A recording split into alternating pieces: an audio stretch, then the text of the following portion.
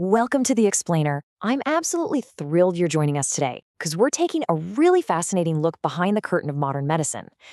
When we think of pharmaceutical manufacturing, we usually just picture this highly automated robotic process, right? But today, we're going to explore the highly regulated, heavily trained, and meticulously clean human element that literally stands between you and the medicines you rely on. It's an incredible world of strict guidelines and, honestly, microscopic margins of error. So let's dive right into this. I want you to kind of rethink your assumption that pharmaceutical production is just a purely automated, machine-driven process where someone just, pushes a button on a conveyor belt. It's super easy to assume that technology does all the heavy lifting to keep our pills and vaccines safe. But the reality? The safety, quality, and efficacy of the drugs that save lives every single day, they ultimately come down to the actual people in the building. In fact, the World Health Organization's Good Manufacturing Practices Guidelines state it perfectly. They say the correct manufacture and control of pharmaceutical products and active ingredients rely upon people. So despite all our incredibly advanced technology, ensuring the safety of medicine is a massive, high-stakes human endeavor. If the personnel aren't qualified, healthy, and rigorously trained, well, the entire system basically collapses. Section 1. The Guardians of Quality. Let's start our journey at the very top of the hierarchy of control. Before a single pill is pressed or a vial is filled, there's an immense legal and ethical responsibility resting right on the shoulders of leadership. It all begins in the boardroom. According to the WHO guidelines, senior management holds the ultimate responsibility. It's their legal duty to guarantee that an effective pharmaceutical quality system isn't just, written down on some piece of paper, but is actively in place and adequately resourced. If patients are placed at risk due to inadequate safety, quality, or efficacy, the buck absolutely stops with senior leadership. They have to ensure that every single department has exactly what it needs to execute flawlessly. Now, what's really fascinating here is how the organizational chart is actually legally mandated to be structured. You have the head of production on one side and the head of the quality unit on the other. By law, these two roles must operate completely independently from each other. Why? To avoid any conflict of interest. Production quotas can literally never override quality control. Yet, despite this separation, they are totally united in their shared responsibilities. Together, they oversee plant hygiene, process validation, and the strict monitoring of compliance. It's the ultimate system of checks and balances. Section 2. A meticulous education. But, you don't just get handed these crucial roles. There is an intense list of required scientific disciplines to even be considered. We're talking about deep, formal education in chemistry or biochemistry, chemical engineering, microbiology, pharmaceutical sciences, pharmacology, toxicology, and physiology. The individuals overseeing the medicine you take have spent years completely immersed in these hard sciences, really just to meet the baseline requirements to do their jobs. But here's the crucial point. Education alone just isn't enough. You can't just walk out of a university with a PhD and immediately start authorizing the release of a batch of medicine. The WHO guidelines actually dictate that these key personnel must possess adequate practical experience. They often undergo a serious preparatory period under professional guidance. This is so that when a really complex, unprecedented problem pops up on the manufacturing floor, they have the hands-on wisdom to exercise independent, flawless professional judgment. Section 3. Health, Hygiene, and Hazards. Okay, let's pick up the pace a bit and descend from the executive boardrooms and academic laboratories right down to the intense, highly controlled reality of the cleanroom floor. When we talk about maximum permitted airborne particle concentrations for cleanrooms, categorized from grade D all the way down to the ultra-sterile grade A, the numbers are staggering. In a grade A zone during operation, the maximum limit for total particles larger than 5 micrometers is just 20 per cubic meter. The air around these workers is strictly and continuously monitored to neutralize invisible threats.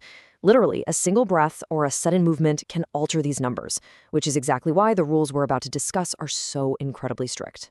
You see, in the context of pharmaceutical manufacturing, the everyday human body is actually a massive hazard. I mean, we shed tens of thousands of dead skin cells every single minute. We are basically walking contamination factories. We are constantly shedding particles, hair, and bacteria into our environment. So when you're trying to create a perfectly sterile injectable medicine, human presence creates a massive stark contrast with the environment. The regulations are specifically designed to contain us. Because of this, everyday items that we don't even think twice about are strictly banned from cleanrooms. You cannot wear wristwatches, no cosmetics or makeup, because, frankly, makeup flakes off microscopically. no jewelry, no mobile phones, and absolutely no untreated outdoor clothing. It honestly invokes a sense of awe when you realize the extreme levels of hygiene required here.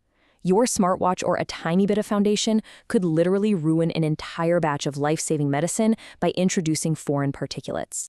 Furthermore, the health of the personnel is continuously monitored. It's a strict rule that personnel with any infectious diseases or even minor open lesions on exposed surfaces of their body are completely prohibited from engaging in activities that could compromise product quality. If an operator has a minor skin condition or even a small cut, they are disqualified from the manufacturing floor until a qualified medical professional clears them. The stakes are simply way too high to risk it. Section 4. Suiting up for safety.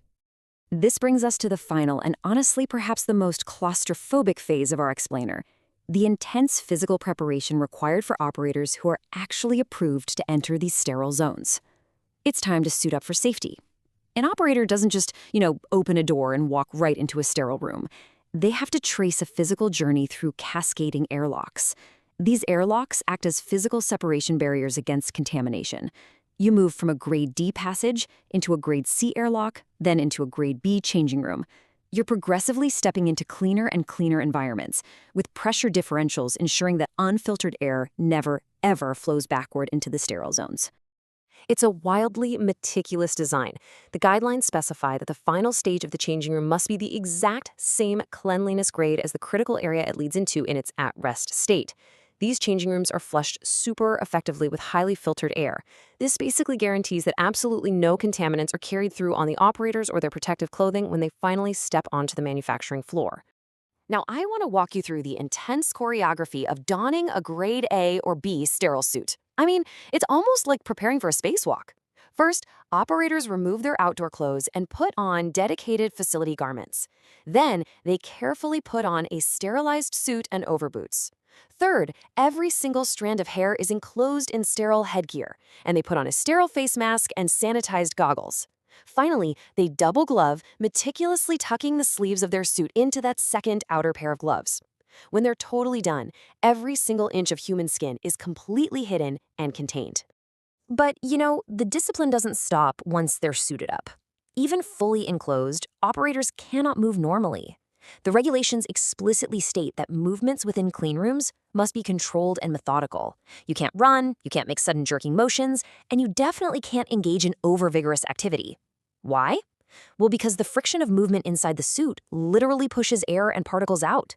They have to move deliberately, almost like astronauts, to preserve the incredibly sterile air around them. It's truly remarkable when you stop and think about it. Next time you or a loved one takes a life-saving pill or receives an injection, ask yourself, who were the meticulously clean, highly educated guardians who ensured its safety? It's not just machines in a factory. It's a dedicated human-shielded professionals moving methodically in sterile suits, upholding the highest standards of hygiene and science on Earth.